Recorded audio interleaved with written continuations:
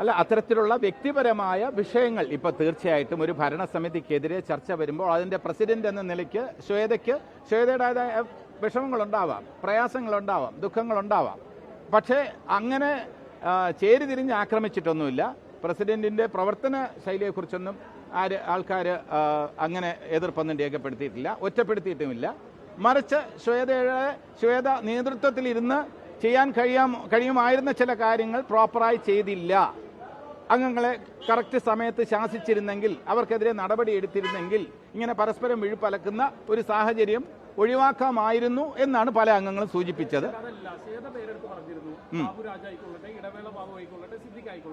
കുറ്റാരോപിതർ തിരിച്ചു വരാനുള്ള ശ്രമത്തിന്റെ ഭാഗമായാണ് തന്നെ അടക്കമുള്ള കമ്മിറ്റി രാജിവെക്കേണ്ടി വന്നത് എന്നുള്ളതാണ് ശ്വേത പറയുന്നത്.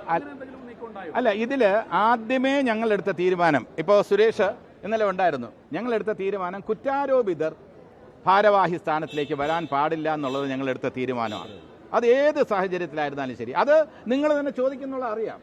നിങ്ങൾ ചോദിക്കും, ആദ്യം ചോദിക്കുന്നത് ഇങ്ങനെ കുറ്റാരോപിതനെ എന്ത് അടിസ്ഥാനത്തിലാണ് നിങ്ങൾ കമ്മിറ്റിയിൽ എടുത്തത് എന്ന ചോദ്യം മാധ്യമങ്ങളിൽ നിന്നും പൊതുസമൂഹത്തിൽ നിന്നും വരുമെന്ന് ഞങ്ങൾക്ക് നന്നായിട്ട് അറിയാം. അതുകൊണ്ട് അത്തരത്തിലുള്ള ആരോപണ വിധേയരായിട്ടുള്ള ആരും തന്നെ അടുത്ത ഇലക്ഷനിലും ഉണ്ടാവില്ല. അത്തരത്തിലുള്ള ആൾക്കാരെ, അത് നിയമമില്ല, നിയമത്തിൻ്റെ പരിരക്ഷ അവർക്കുണ്ടാകും. പക്ഷേ ധാർമ്മികമായി അത്തരം കുറ്റാരോപിതർ ഒരിക്കലും മത്സരിക്കാൻ പാടില്ല എന്നതാണ് അമ്മയുടെ പൊതു തത്വം.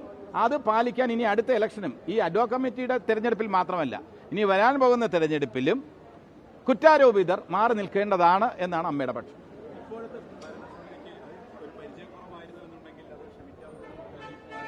അല്ല, ക്ഷമിക്കാവുന്നുള്ള കുറ്റം തന്നെയാണ്. പക്ഷേ അങ്ങളുടെ തൃപ്തി എന്ന് പറയുന്നത്, നമ്മൾ കണ്ടുവന്നിരുന്ന ഒരു ശൈലി എന്ന് പറയുന്നത്, അമ്മയുടെ പ്രവർത്തനങ്ങളൊക്കെ ഒരു അടുക്കും ചിട്ടയൊക്കെ ഉണ്ടായിരുന്നു. അത് പെട്ടെന്ന് കുറയുന്നത് കാണുമ്പോൾ, ഈ സംഘടനയിലെ അംഗങ്ങൾ തമ്മിൽ പരസ്പരം വിഴുപ്പലക്കുന്നത് കാണുമ്പോൾ അവർക്കുണ്ടായ ഒരു ധാർമ്മിക രോഷമുണ്ടല്ലോ അംഗങ്ങൾക്ക്. അത് വ്യക്തിപരമായി ശ്വേതയ്ക്കെതിരെയോ കുക്കു പരമേശ്വരനെതിരെയോ ഉള്ള ഒരു രോഷമല്ല. അത് ഭരണ നേതൃത്വം വിചാരിച്ചിരുന്നെങ്കിൽ ഈ പ്രശ്നമൊക്കെ ഇതിങ്ങനെ തെരുവിലേക്ക് എത്താതെ നോക്കാൻ കഴിയുമായിരുന്നു എന്നുള്ളതാണ് അമ്മയിലെ അംഗങ്ങളുടെ പൊതുവികാരം. രാവിലെ വന്നത് പ്രസിഡന്റായിട്ടാണ്, തിരിച്ചു പോകുന്നത് ഒരു അംഗം പോലും അല്ലാതെയാണ്. അതായത് അംഗത്തെ പോലും രാജിവെച്ചുകൊണ്ടാണ്. ഇതൊരു പക്വതയില്ലായ്മയാണോ എന്താണ്? അല്ല, അംഗത്വത്തിൽ നിന്നും രാജിവെച്ച ആ തീരുമാനം ശ്വേത പിൻവലിക്കും എന്ന് തന്നെയാണ് എൻ്റെ വിശ്വാസം. അതെ അതെ. അല്ല, പക്വതക്കുറവെന്ന് പറഞ്ഞിരുന്നാൽ അത് എനിക്ക് അതിനെക്കുറിച്ച് മറുപടി പറയാനുള്ളത്, ശ്വേത ആ തീരുമാനം പിൻവലിക്കും എന്ന് തന്നെയാണ്. കാരണം അംഗത്വം തുടരും തന്നെയാണ് എൻ്റെ വിശ്വാസം. അല്ല, തെറ്റ് തിരുത്താനുള്ള അവസരം കൊടുക്കാമായിരുന്നു എന്ന പക്ഷം ഉണ്ടായിരുന്നു. ഭൂരിഭാഗം അംഗങ്ങളും അതാണ് പറഞ്ഞത്. അങ്ങനെ തെറ്റ് തിരുത്താൻ ഒരു അവസരം കൊടുക്കാമെന്ന അഭിപ്രായമുള്ളവരും ഉണ്ടായിരുന്നു. പക്ഷേ അതിനു മുമ്പ് ഈ കുറച്ച് എതിർപ്പ് വന്നപ്പോൾ ശ്വേത രാജിയിലേക്ക് പോവുകയായിരുന്നു.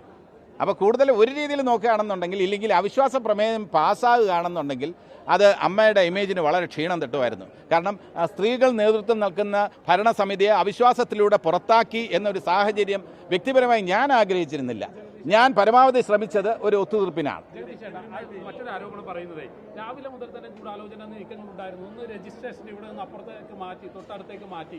അതൊക്കെ ഒരു ഗൂഢാലോചനയുടെ അല്ല, അത്തരത്തിലുള്ള ഗൂഢാലോചന ഇല്ല കേട്ടോ. ഈ അസംതൃപ്തിയും എല്ലാം അംഗങ്ങൾക്ക് പലർക്കും ഉണ്ടായിരുന്നു. അപ്പോൾ ഗൂഢാലോചനയില്ല, അത് നിയമപരമായി തന്നെയാണ്. ഈ സംഘടനാ നേതൃത്വത്തിനെതിരായി ഒരു പ്രിന്റ് ചെയ്ത ഒരു ആരോപണം, അത് വെച്ചിട്ട് ഒരു പാംഫ്ലെറ്റ് കൊടുത്തിരുന്നു എല്ലാ അംഗങ്ങൾക്കും. വായിച്ച് നിങ്ങൾക്ക് ന്യായമാണെന്ന് തോന്നുന്നെങ്കിൽ മാത്രം നിങ്ങൾ ഈ അവിശ്വാസവുമായി സഹകരിക്കുക എന്ന അർത്ഥത്തിലാണ് ഒപ്പിടി വെച്ചത്. എല്ലാവർക്കും കൊടുത്തിരുന്നു. ഇത് വായിച്ചു നോക്കുക.